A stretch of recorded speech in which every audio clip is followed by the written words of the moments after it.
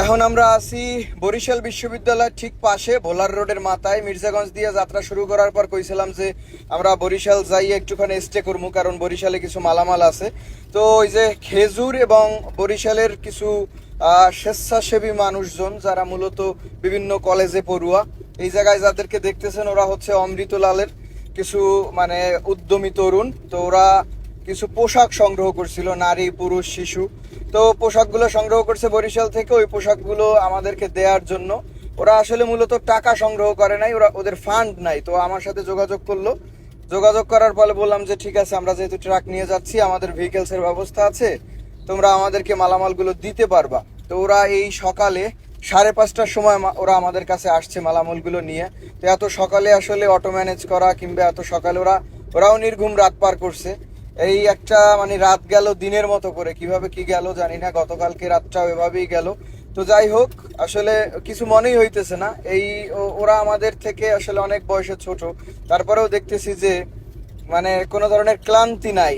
মানব সেবা এমনই একটা কাজ, ওই যে একটা স্ট্যাটাস মানুষজন প্রায়ই দেয় যে মানব সেবা এমন একটা নেশা যে খাওয়া ঘুম সব আসলে মানুষজন ভুলে যায়, এমনটাই।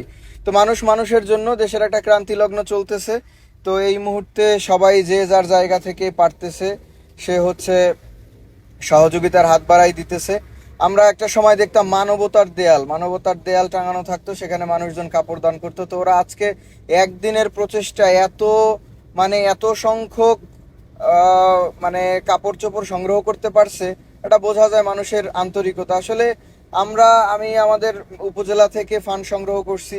সেই উপজেলার যে ফান্ড সংগ্রহ করতে গিয়ে দেখলাম যে মানুষজন আগের থেকে কত আন্তরিক। মানুষজন এখন একটা বিশ্বাস খুঁজে পায় যে না, আমার টাকাটা বেহাত হচ্ছে না। ওই যে দালাল মুক্ত বাংলাদেশ যে কত সুন্দর ভাই, আসলে বলে বোঝানো যাবে না।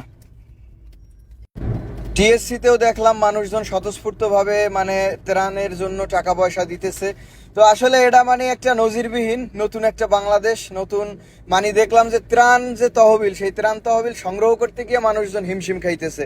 মানে এরকম পরিস্থিতি বাংলাদেশে কখনো হয়েছে কিনা অন্তত আমাদের এই প্রজন্ম দেখে নাই, জেনজি দেখে নাই। তো জেনজি আসলে নতুন একটা সূচনা করলো, এবং এই মানুষজনের মধ্যে যে সেই বিশ্বাস ফিরে আসতেছে যে না, তাদের টাকাটা, তাদের দানটা আসলে বেহাত হইবে না। আগে তো মনে করেন যে 70% খাইয়ে লাইতে, 30% দান করতে, মানে লিপে পুষিয়ে দিতে আর কি, যে হায় বাবা আমরা দিছি। তো এখন মানুষজন যে এই বিশ্বাসের জায়গাটা খুঁজে পাইছে, এই জায়গাটা আসলে আমাকে ধরে রাখতে হইবে। দেশের একটা ক্রান্তি লগ্ন চলতেছে। ওইদিকে উত্তরাঞ্চলে মানে বন্যা, নোয়াখালী, ফেনী, কুমিল্লা, এই খাগড়াছড়ি, এইসব অঞ্চল আসলে পানির নিচে নিমজ্জিত। মানুষজনের অবস্থা, মানুষজন যে আসলে মানে সেখানের মানুষজন যে গরিব বিষয়টা এমন না, কিন্তু তারা আসলে পরিস্থিতির শিকার। তো এই মুহূর্তে সারা বাংলাদেশ থেকে মানুষজন যেভাবে স্বতঃস্ফূর্তভাবে তাদেরকে সহযোগিতা করতেছে, আসলে এই ক্রান্তি থাকবে না। বাংলাদেশের প্রতিটা ক্রান্তি লগ্নেই যদি সবাই সম্মিলিতভাবে আমরা এইভাবে আগাই আসতে পারি, তাহলে এই জাতিকে আসলে থামানোর কোনো ওয়ে নাই। তো যাই হোক, এখন ঘড়ির কাঁটা জানান দিচ্ছে 6টা বাজে। আমরা মোটামুটি লাহারহাট হয়ে ঢুকবো। অনেকেই পরামর্শ দিছিল যে ঢাকা হয়ে ঢোকার জন্য, তো ঢাকা রুট দিয়ে আসলে জ্যাম। তো এই কারণে আসলে আমরা লাহারহাট, যদিও 2টা ফেরির পথ, লাহারহাট একটা ফেরি আছে, তারপরে ভোলা ইলিশা একটা ফেরি আছে, সেখানে সময়ের ব্যাপার। তারপরেও আমরা এই রুটে গেছি, কারণ হচ্ছে অন্তত জ্যামে বসে থাকতে হবে না। হয়তো ফেরির জন্য অপেক্ষা করা লাগতে পারে, সেটা ভিন্ন ব্যাপার।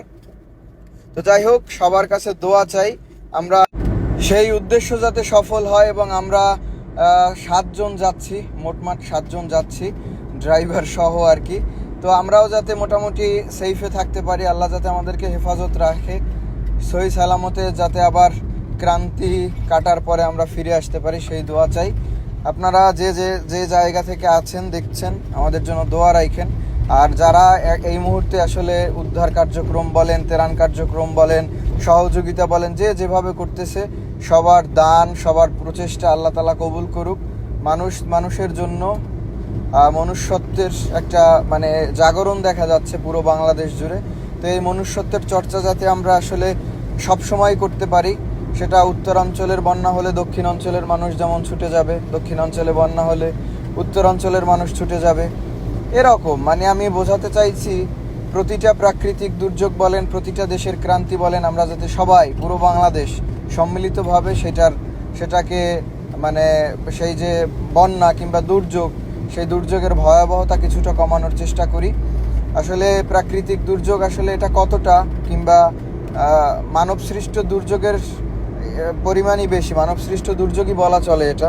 তো যাই হোক, আমরা যাদেরকে আসলে আগে বন্ধু রাষ্ট্র বলে বোঝানো হতো, ভুল বোঝানো হতো, সেই বন্ধু আসলে আমাদের কতটা বন্ধু সেটাও তারা হারে হারে বুঝিয়ে দিচ্ছে। তো যাই হোক, আর কথা না বাড়াই, ভালো থাকবেন, আল্লাহ হাফেজ।